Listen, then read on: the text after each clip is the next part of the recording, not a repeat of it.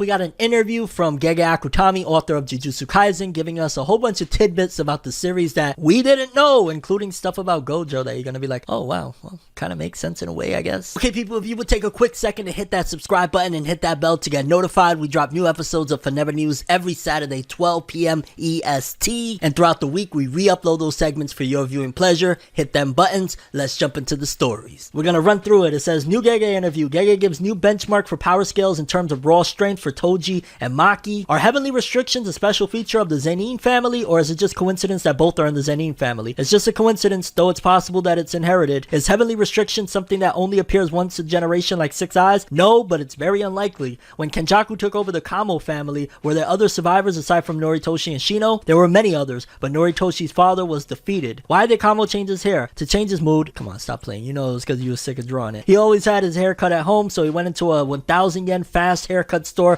without a second thought. Okay, yeah, we believe you. Well, there's actually some people that don't doubt anything these authors say. These authors could say, hey, I just farted out 8 pennies, and people will be like, you don't know what he's talking about. He totally said he farted out 8 pennies. Welcome to the internet. Did Toji think about taking revenge on the Zenin family? No, it's a delicate issue whether he naturally had no desire to, or if it was because of Mamaguro. What's Toji's type in woman? Jesus, for real. Ladies, relax. A woman who can support him financially. How much interaction did Naoya have with Toji? Not that much, all things considered. However, as a kid, he'd secretly follow Toji around. Toji just wasn't at the house very much. Was Gojo treated kindly / lovingly as the head of the Gojo family? He was spoiled rotten. So there you have it, folks. Headline right here. Gojo was spoiled rotten in Jujutsu Kaisen. Did the Zenin family not welcome back Megumi, who had the family technique because of Gojo? Because Gojo was around, they couldn't fulfill the contract made with Toji. See chapter 138. If Gojo dies or is mentally incapacitated, the contract will come into effect. Of Gojo, Megumi, Maki, Mai, Naobito, Naoya, Toji, Noritoshi, the Kenjaku, Geto, Kenjaku, who has the strongest grip strength? Ignoring Toji and Maki, it's Kenjaku wearing Geto's body. Ooh, interesting. Of Gojo, Megumi, Maki, Mai, Naobito, Naoya, Toji, Noritoshi, the Kenjaku, Geto, Kenjaku, who is the strongest without cursed energy or weapons? Ignoring Toji and Maki, Kenjaku and Gojo are about the same level. After that is Naoya, Fushiguro, Mai, and shout out to Mai. That was a sweet piece of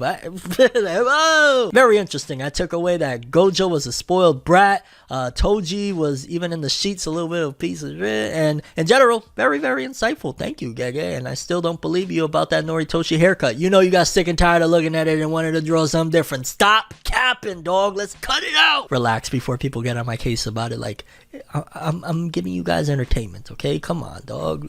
Love me, trust me. For people that know about the success of One Piece Film Red and even Dragon Ball Superhero, yeah, it has done so freaking well that it pretty much helped Toei Animation to increase in totality its profit margins for the year, its annually, quarterly updates, and yeah, it looks like these movies have done very freaking well. In particular, I'm going to imagine more so Dragon Ball did overseas, while One Piece did domestically amazing, and One Piece is about to come out again, in case you don't know, November 4th over here in the US and North America, Canada, I believe as well. It's about to go down, but yeah, check this out. Toei Animation revises earnings forecast due to One Piece and Dragon Ball's success. Toei Animation revised on Friday its consolidated earnings forecast for the full fiscal year ending March 2023, as well as for the second quarter from this past July to September. The company increased its sales and profit due to the success of the One Piece Film Red and Dragon Ball Superhero anime films, both of which opened in Japan in the second quarter. Sales of both the One Piece and Dragon Ball series domestic and overseas merchandising rights, game rights, and distribution rights have also exceeded expectations, so expect more Dragon Ball Xenoverse 2 DLC, because it looks like they're never giving up on that game, huh? Consolidated sales rose from 36.7 to 42.4 billion yen, about 247 million to 285 million for the second quarter, and from 70 to 76 1.6 billion yen, from about 470 to 510 million for the full year. Oh my gosh. For the second quarter, the forecast for operating income rose from 9.1 to 14.1 billion yen, again from about 61 to 95 million dollars, and ordinary income rose from 9.8 billion yen to 15.5 billion yen, about 66 to 104 million dollars. The net income was 7 billion yen, about 47 mil, an increase from 55 to 64%. For the full year, the forecast for operating income rose from 18.3 to 23.5 billion yen,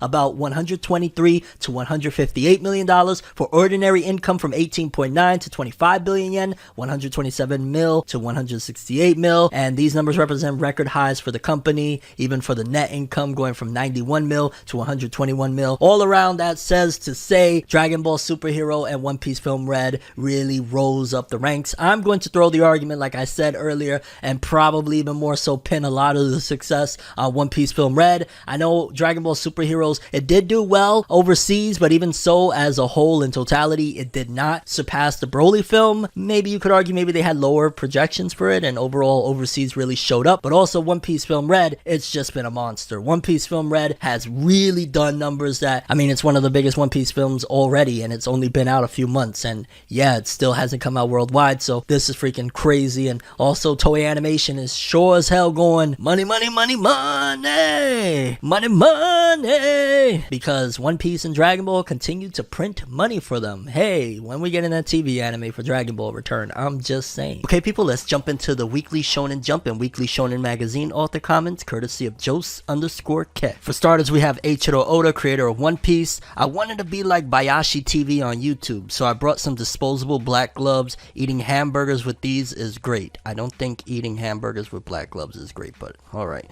Then we got My Hero Academia's author, Kohei Horikoshi. Every time I come home, my cat jumps into my arms. He's so cute. Alright, power. Relax, Chainsaw Man's power.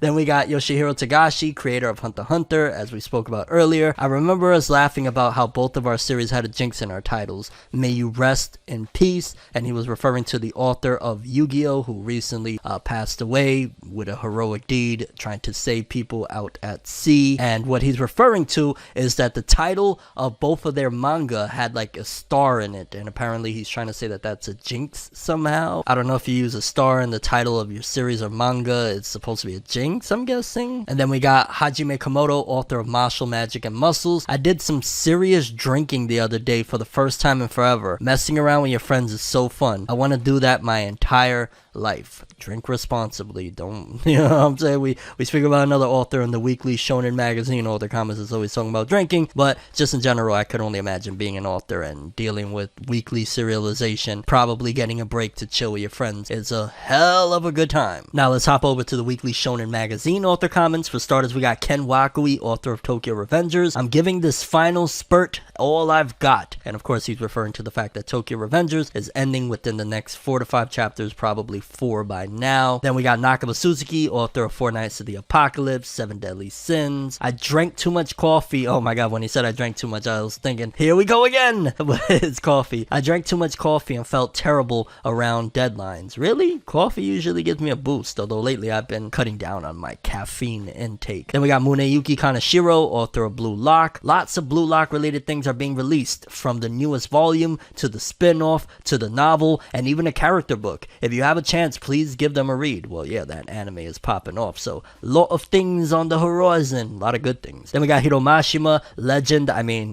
author of Eden Zero, Fairy Tail 100 Years Quest. Overwatch 2 is a ton of fun. I'm so busy, but I keep finding myself playing even more. Nothing but a goat here. Then we got Gachi Aquata's author, Kei Urana. Bayonetta kicks ass. And that's interesting, him bringing that up, considering the recent stuff going on with the voice actress from Bayonetta. Then we got George Morikawa, author of Hajime no Ippo. The two nearest to me with bone fractures, take care. So he must have beat some ass in his gym, because in case you don't know, he's not only the author of a boxing manga, but also has a boxing gym. Then we got Yoshitoki Oima, author of To Your Eternity. I hope you'll enjoy the anime while the manga is away. Of course, because the series is going on hiatus until January, and then going into its final arc. And yeah, people, that was the Weekly Shonen Jump and Weekly Shonen Magazine author comments. Always a pleasure.